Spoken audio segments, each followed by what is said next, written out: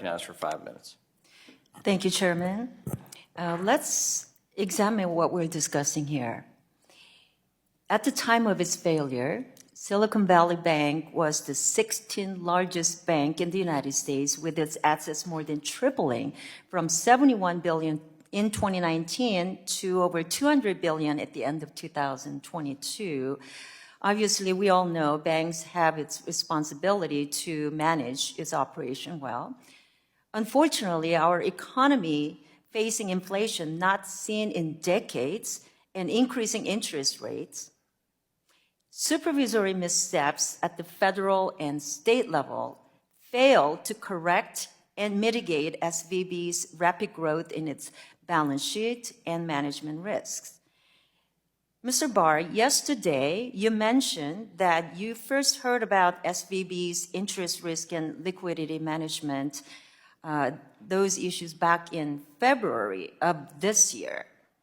So I want to ask you, who decided to put SVB under the horizontal review process, considering there were at least 6 warnings going back to 2021, and given SVB's risk profile, how did you conclude that the firm did not merit actions beyond the horizontal review process?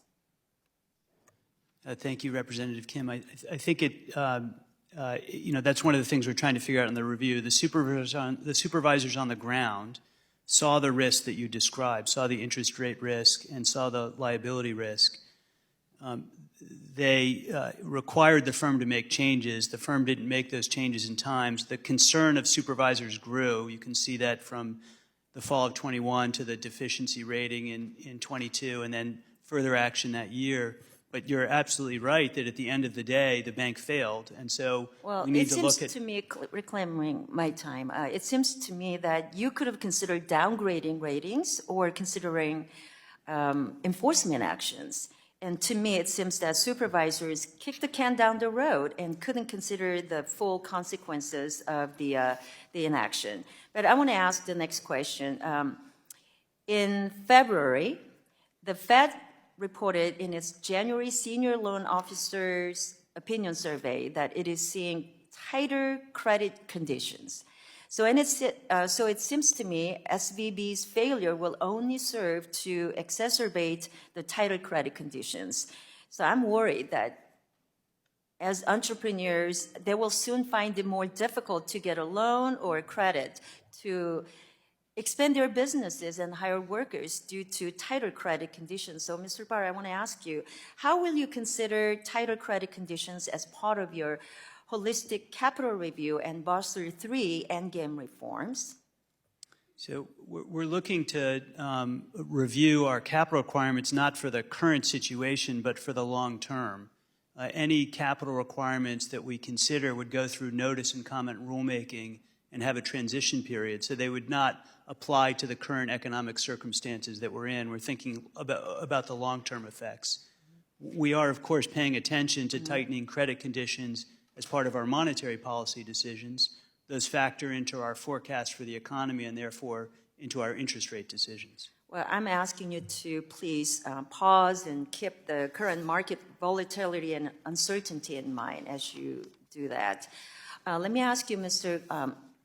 Grunberg, a question. Yesterday, you stated that you received 2 private bids to purchase SVB.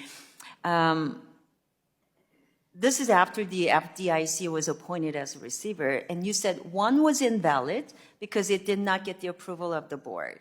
And the second one indicated it was more expensive than liquidation. So in your prepared statement, you mentioned that the cost to the Deposit Insurance Fund of resolving SVB will cost about $20 billion.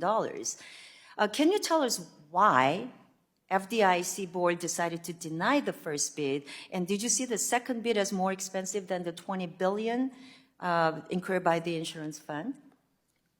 Well, I think the point is that neither bid was less expensive than liquidation. So liquidation would have been a less costly alternative than either acquisition at that point. And frankly, the limited bids and the quality of the bids we received was a function of the very compressed time frame, because we just taken over the institution Friday morning, and this was Sunday afternoon, and we thought it was in the interest of the Deposit Insurance Fund to place the institution into a bridge so that we could manage it for a brief period of time and then organize an open bidding process so that interested parties would have a fair opportunity to bid on the institution. And that's ultimately what happened. And if it would be helpful, I'd be glad to respond in writing. I know That would be fantastic. And with that, we'll recognize Ms. Pedersen of Colorado for 5 minutes.